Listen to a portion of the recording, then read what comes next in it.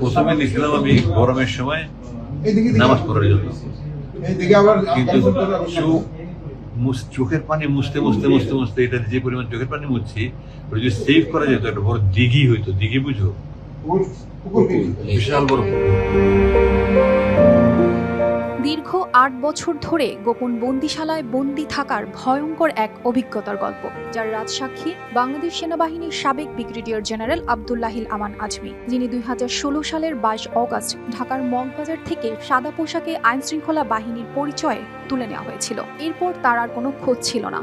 কোনো কারাগারে, আদালতে, কোথাও তার কোনো অস্তিত্ব ছিল না। কেউ জানতো না তিনি বেঁচে আছেন কিনা। এতদিন গুম হয়ে তিনি ছিলেন আয়না ঘরে, এই গোপন বন্দিশালায়।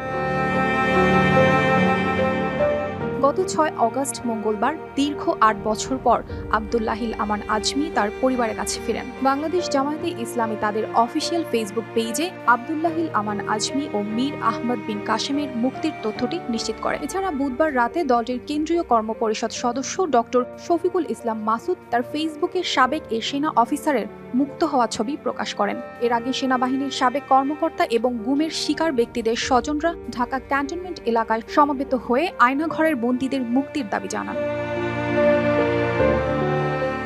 আয়নাঘর হলো একটি গোপন বন্দিশালা, যা directorate general of forces intelligence DGFI দ্বারা পরিচালিত হয়। ২০১৫ সালে মুক্তিযুদ্ধের ৪,০০০ ভারতীয় সেনা শহীদদের তথ্য নিয়ে ফেসবুকে একটি পোস্ট দেন সাংবাদিক অঞ্জন রায়। এই পোস্টে প্রতিক্রিয়ায় আমান আজমি দালাল বলে ইঙ্গিত করেন এবং মুক্তিযুদ্ধের ৩০ লাখ শহীদের তথ্যকে কাল্পনিক আখ্যায়িত করেন। এরপর অঞ্জন রায় থানায় ডায়েরি করেন। এই পোস্টেই কি তাহলে তার কাল হয়েছিল, যার শাস্তি ছিল ৮ বছর অন্ধকার এক ভয়ানক বন্দিশালায় কাটানো?